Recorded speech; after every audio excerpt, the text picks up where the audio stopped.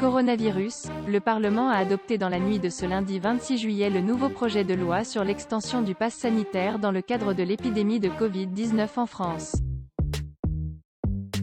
Dans les prochaines semaines, il sera indispensable pour profiter des cafés, restaurants, foires et salons professionnels, avions, trains, cars long trajet et aux établissements médicaux sauf en cas d'urgence.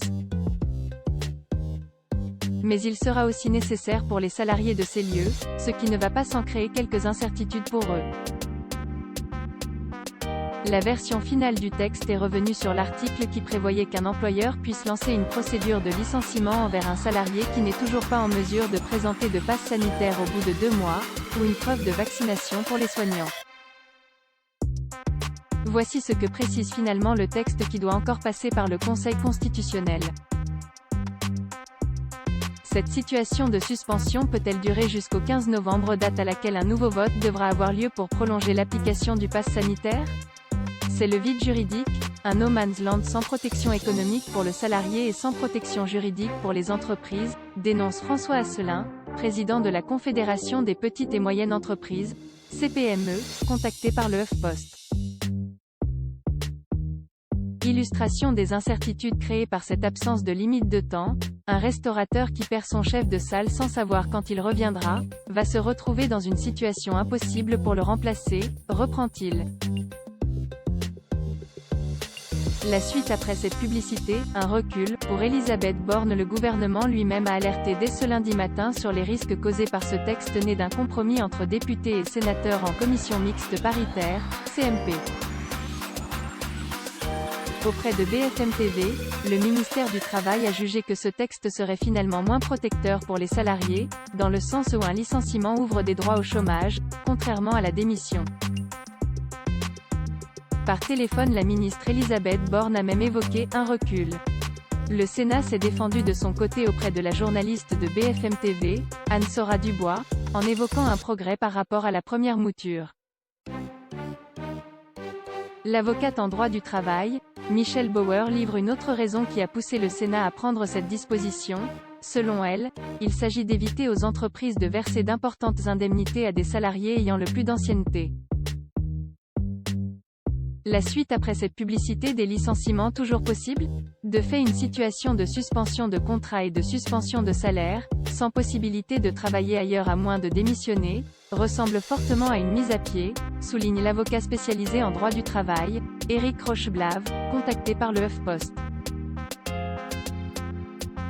Selon le spécialiste, le nouveau texte a simplement supprimé un garde-fou. La commission mixte paritaire a fait le choix de supprimer l'absence de passe sanitaire comme motif automatique de licenciement. Mais en parallèle, elle n'a pas non plus prévu dans le texte l'interdiction des licenciements pour ce motif. Concrètement, elle a fait sauter le garde-fou des 2 mois, estime le juriste. Interrogée par Capital, la juriste Delphine Robinet abonde en partie. Un employeur pourrait être tenté de considérer le salarié comme inapte, et donc de le licencier pour pouvoir le remplacer plus facilement. Sauf que la possibilité de licencier n'est plus inscrite dans le projet de loi. Cela crée donc une incertitude juridique. Un flou qui fait notamment dire à François Asselin que seules les entreprises, dotées d'un solide service RH, pourront se saisir de ce type de licenciement. Il faudrait sécuriser ou encadrer une prise d'action pour protéger le salarié et l'employeur.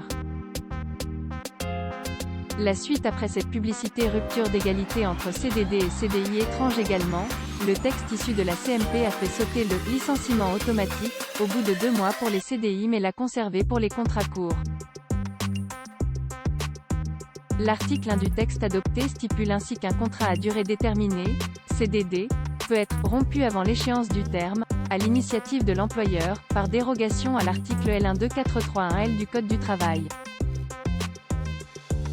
Ce dernier stipule qu'un CDD ne peut être interrompu qu'en cas de faute grave, de force majeure ou d'inaptitude constatée par le médecin du travail. Faut-il comprendre qu'une dérogation est possible seulement pour certains types de contrats? Pour Éric Rocheblave, il s'agit d'une rupture d'égalité, assortie d'une double peine en plus de la précarité. François Asselin s'interroge aussi de son côté. Je n'ai pas bien compris cette différence. Force est de constater que les points d'interrogation se multiplient également sur la question du reclassement. 3 jours après la suspension du contrat de travail, l'employeur devra convoquer le salarié pour un entretien, afin d'examiner avec lui les moyens de régulariser sa situation, notamment les possibilités d'affectation, le cas échéant temporaire, sur un autre poste non soumis à cette obligation.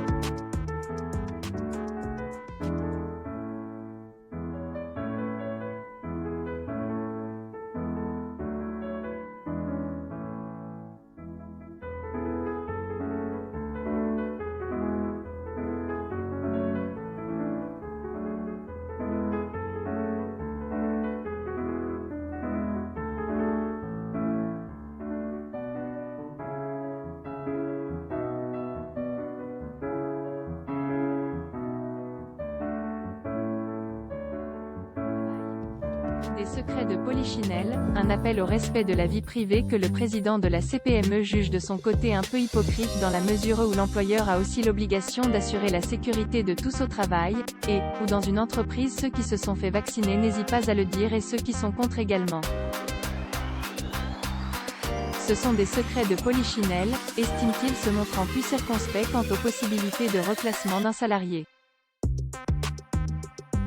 Sur ce point encore, François Asselin estime qu'il expose les entreprises à une insécurité juridique et à des situations tendancieuses, qui devront in fine être tranchées par un juge.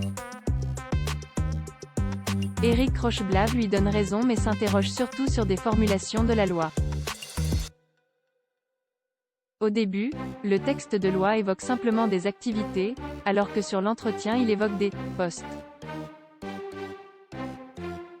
Cela veut dire que tous les salariés d'une entreprise de loisirs ou de restauration n'auront pas à présenter un pass sanitaire suivant qu'ils sont dans les bureaux ou face aux clients? Questionne-t-il. Cela nécessite par ailleurs que l'entreprise soit suffisamment grande pour proposer autre chose à son salarié. La suite après cette publicité. Pour le moment l'ensemble de ces dispositions reste soumise à l'approbation du Conseil constitutionnel, qui a enregistré plusieurs saisines sur ce texte. Il devrait se prononcer le 5 août prochain. De quoi laisser du temps pour préparer également les décrets d'application qui devraient répondre à certaines interrogations soulevées par les juristes et les spécialistes. À voir également sur le HuffPost.